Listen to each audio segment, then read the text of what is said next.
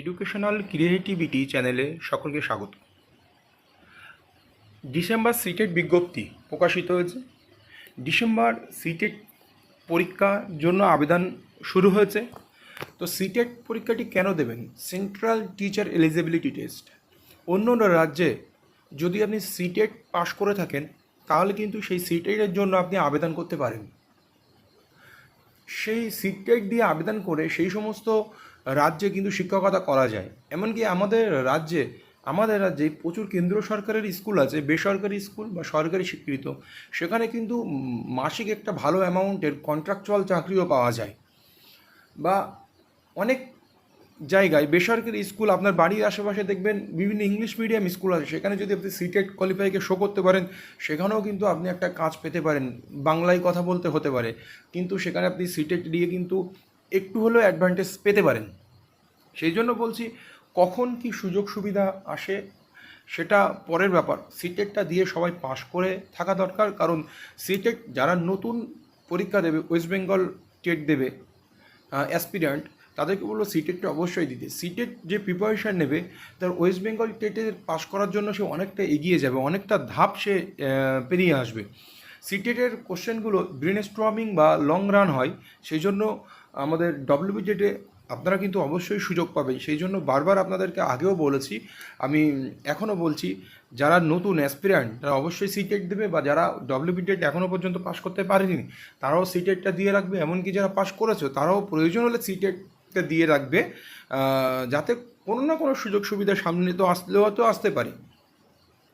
কারণ আমরা এটাও জানি সিটেট কলকাতা হাইকোর্টে সিটেট মাননীয় বিচারপতি অভিজিৎ গঙ্গোপাধ্যায় সিটেটের ওয়েস্ট বেঙ্গলের নিয়োগ প্রক্রিয়ায় বসতে বলেছিলেন, কিন্তু সেটা স্টে অর্ডার হয়ে আটকে গেছে, সেটা ডিভিশন বেঞ্চে গিয়ে আটকে গেছে। এখন সেটা সুপ্রিম কোর্টে হয়ে বিভিন্ন জায়গায় পৌঁছে স্টে হয়ে আছে। যাই হোক, আপনারা অবশ্যই সিটেট পরীক্ষাটা দিন। কোথায় কীভাবে কাজে লাগবে আপনারা কেউ জানেন না, যে কোনো প্রয়োজনে। সেই জন্য যারা প্রয়োজন সিটেটটা অবশ্যই দেবেন। দেখুন,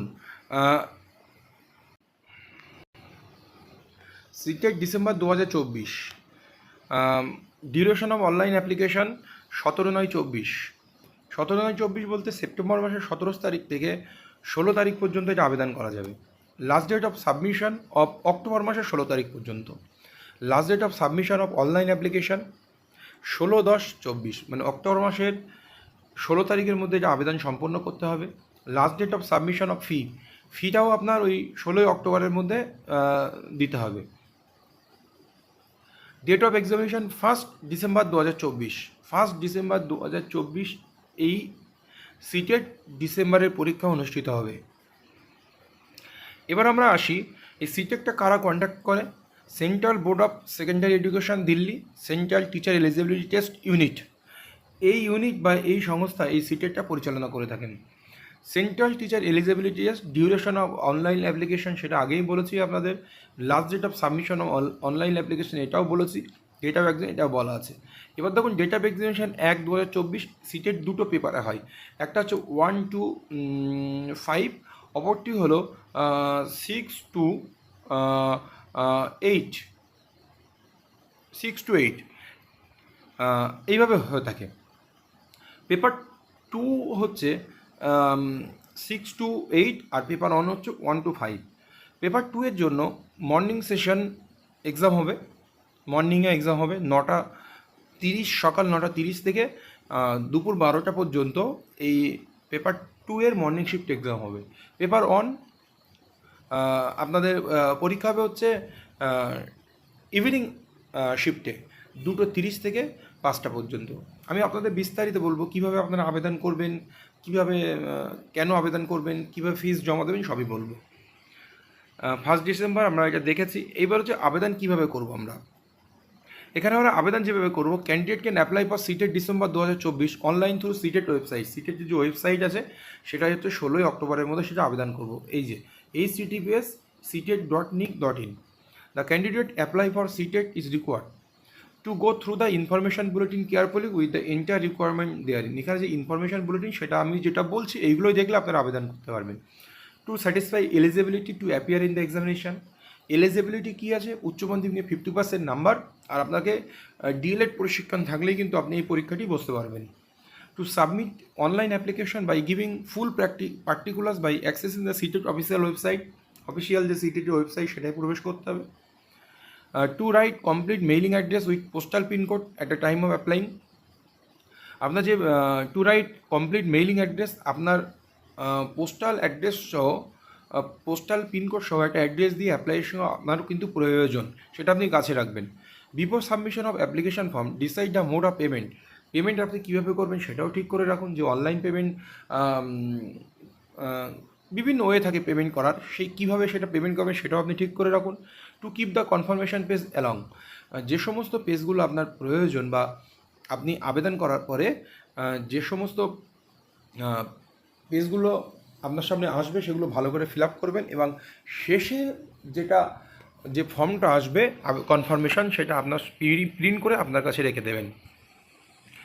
এরপর আসি, if a candidate submits online more than one application, his or candidate shall be liable to be cancel and the candidate may also be divert for future examination. No communication will be sent in the regard.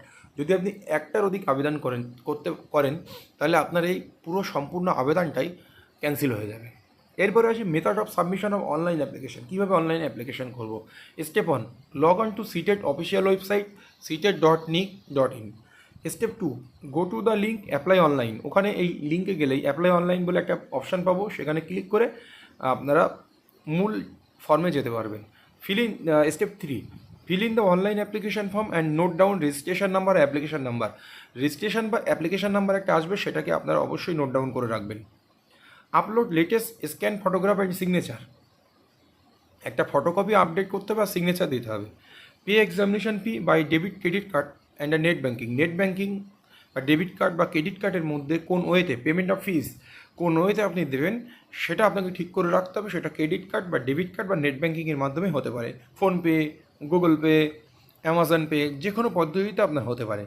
Print confirmation page for record and future reference.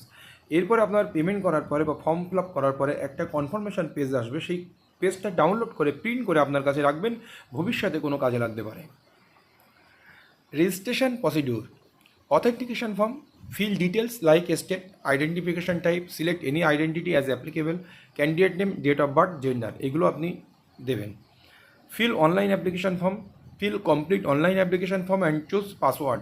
একটি password কিন্তু আপনাকে দিতে হবে, unique password. after submission a registration number application number gets generated, note down the registration number application number for subsequent login system generated registration number, application number and chosen password will be used। এবার আপনার এই general যে authentication পর্ব দেওয়ার পরে, যেমন candidate name, date of birth, gender, এগুলো দেওয়ার পরে আপনি fill online application form fill up করার আগে ওই উপরের অথেন্টিকেশন ফর্ম দেওয়ার পরে আপনার একটা পাসওয়ার্ড আপনি তো দেবেন, সেটা বা রেজিস্ট্রেশন নাম্বার কাছে রাখবেন, সেটাকে লগ ইন করে প্রবেশ করে আপনি কিন্তু আপনার ডিটেলস ফর্ম ফিল আপ করতে পারবেন। Password policy will be as follows. Password কী পাসওয়ার্ড দেবেন? Password must be 8 to 13 characters, 8 থেকে 13টা শব্দের বা অঙ্কে দিতে হবে। Password must have at least 1 upper case, 1 lower case alphabet and 1 numeric value and least 1 special character. ছোটো হাতের বা বড় হাতের বা স্পেশাল ক্যারেক্টার ট্যাগ দিয়ে বিভিন্ন রকম বা নাম্বার দিয়ে এগুলো কিন্তু করতে হবে, ইউনিক করতে হবে। Candidate can change the password after log in if desired. আপনি আপনার পাসওয়ার্ডটি চেঞ্জ করতে পারবেন। New password can not be identical to any of the previous 3 password. আচ্ছা, ওটা আপনার প্রয়োজন নেই। Candidate is advice not to disclose or share. আপনার পাসওয়ার্ডটি অন্য কারোর সঙ্গে শেয়ার করবে না, এটা এখানে বলতে চেয়েছেন। আচ্ছা, এরপরে আমরা বলবো অনলাইন আপলোডিং স্ক্যান ইমেজ। আপনি কি ইমেজ অনলাইনে দেবেন? প্রথম হচ্ছে uploading of scan photocopy and signature. আপনার একটি ফটো আর signature. Upload scan photograph and signature JPG বা জেপিইজি ফরম্যাটে, পিএনজি ফরম্যাটে না, মনে রাখবেন। Size of scan photograph should be between 10 to 100 KB। 10 to 100, 10 থেকে 100 KBর মধ্যে হতে হবে।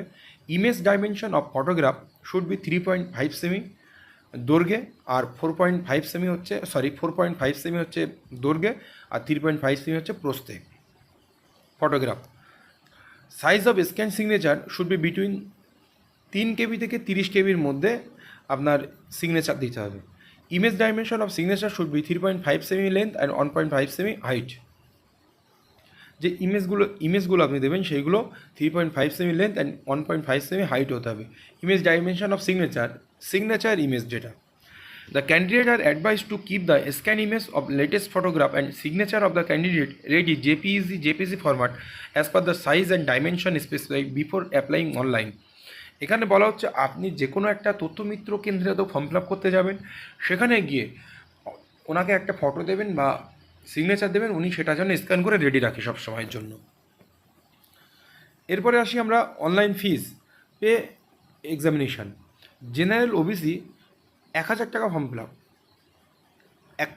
এক নম্বর পেপার বা 2 নম্বর পেপার যে কোনো একটিতে করলে 1000 টাকা, আর দুটি একত্রিত করলে 12,000 টাকা।